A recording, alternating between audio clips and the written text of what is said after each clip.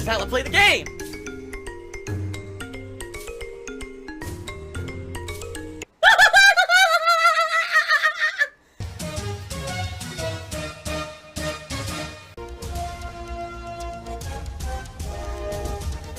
Oh my god!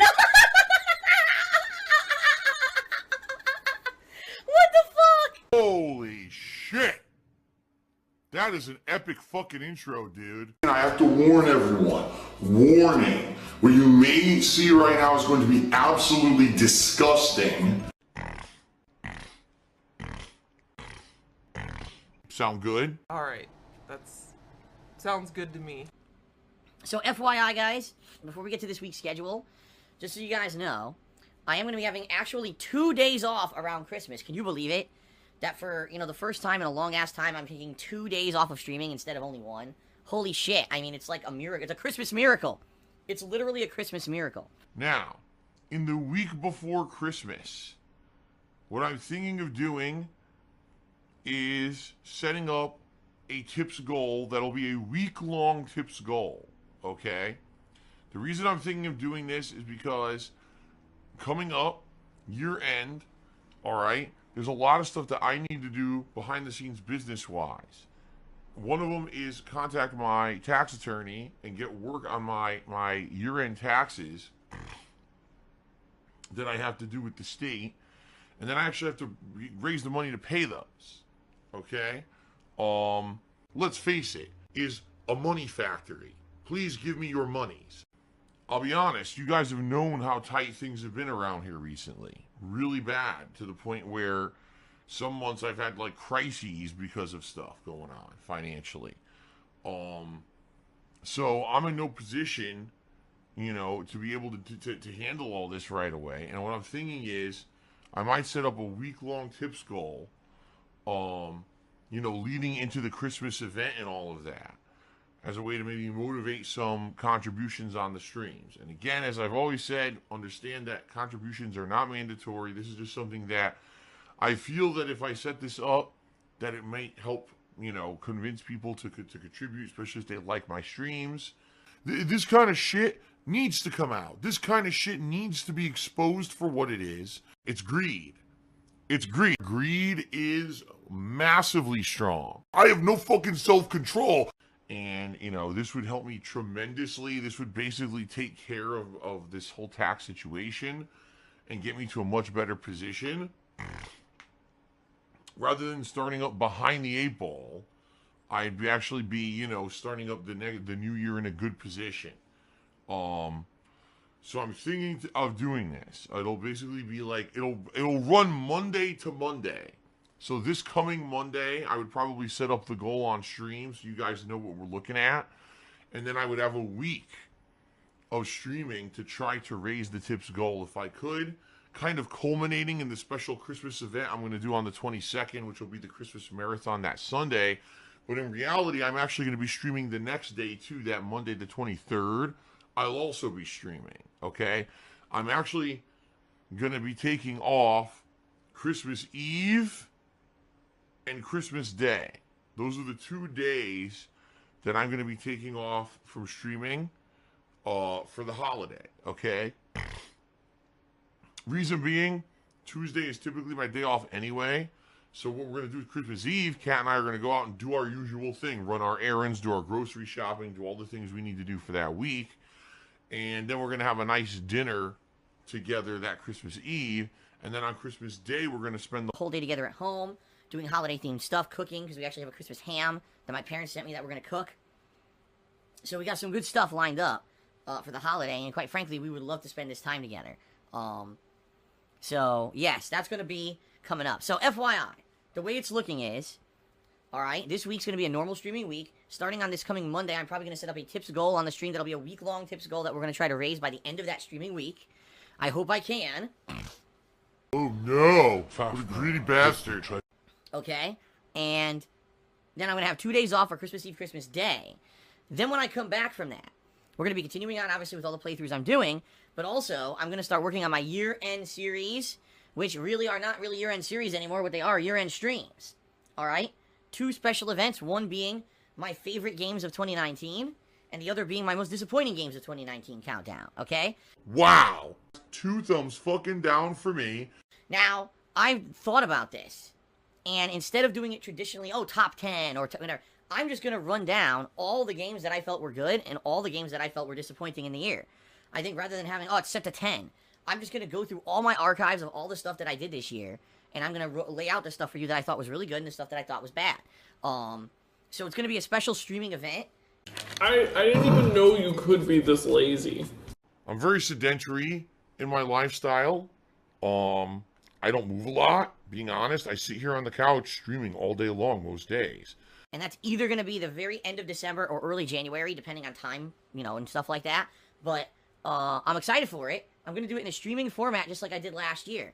What that means is instead of it being an edited series for YouTube, which I can't even do anymore because I don't have a video editor anymore, we're going to live stream, and what I'll do is I'll play clips of the games I'm talking about over the stream while I talk about that game to let you know what I liked or didn't like about that game. We can have open discussion during that live stream with people who agree or disagree and why. People I'm sure will be, talking in the stream chat and contributing and getting shout-outs and everything. So it's going to be an interactive style year-end recap of the best and worst games of the year. Okay? Pretty cool.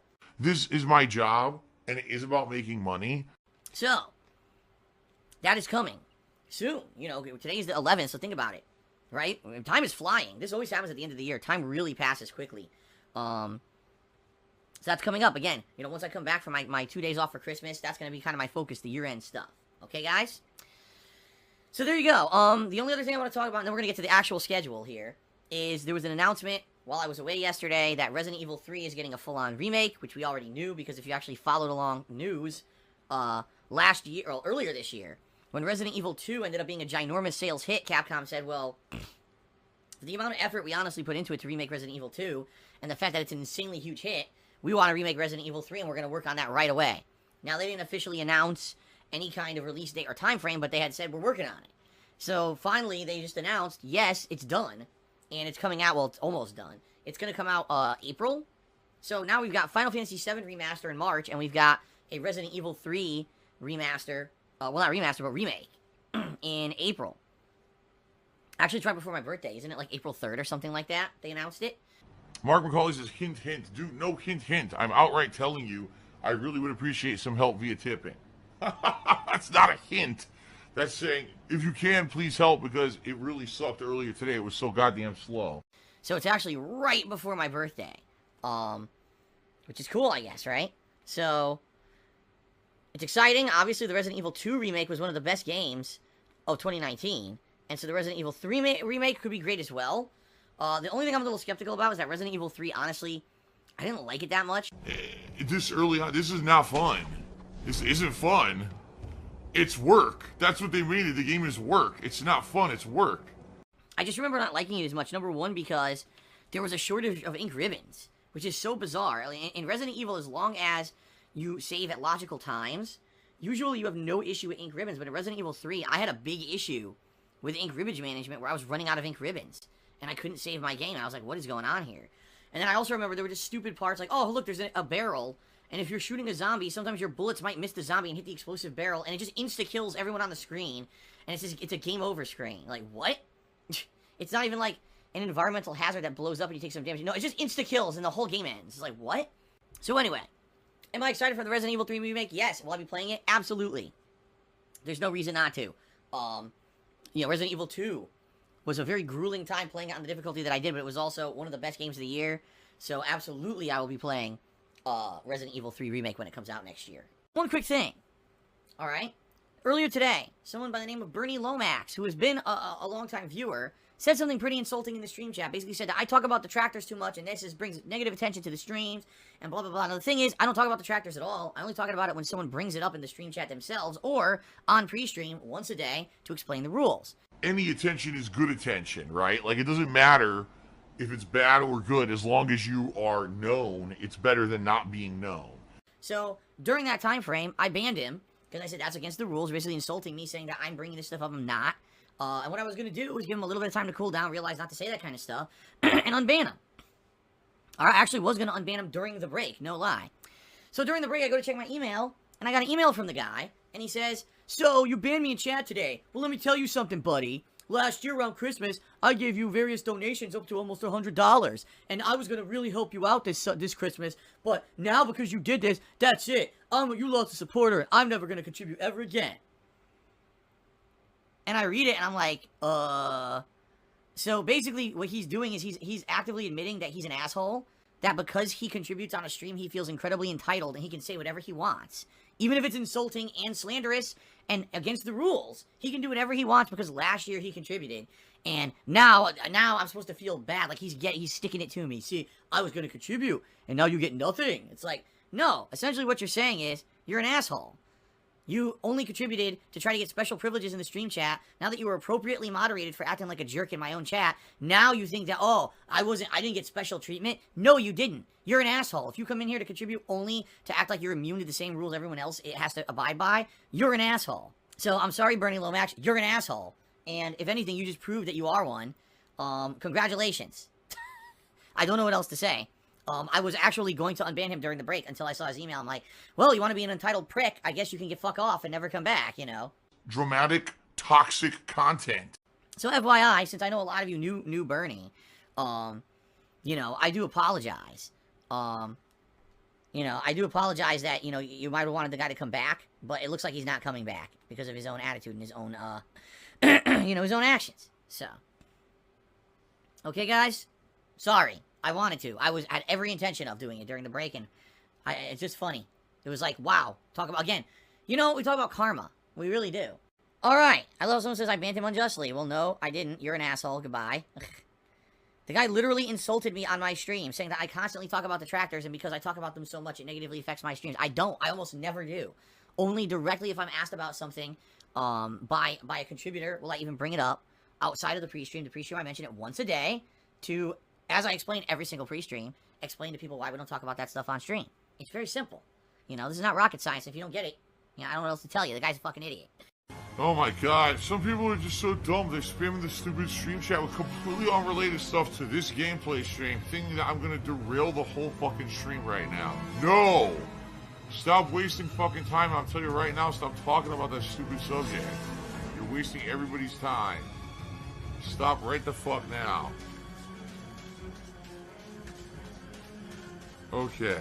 Good guy. Yeah, I'm gonna just stop playing a game that I'm entertaining hundreds of people on the internet and people watching on YouTube to look into an unrelated issue that has nothing to fucking do with the stream. What the fuck? God, man.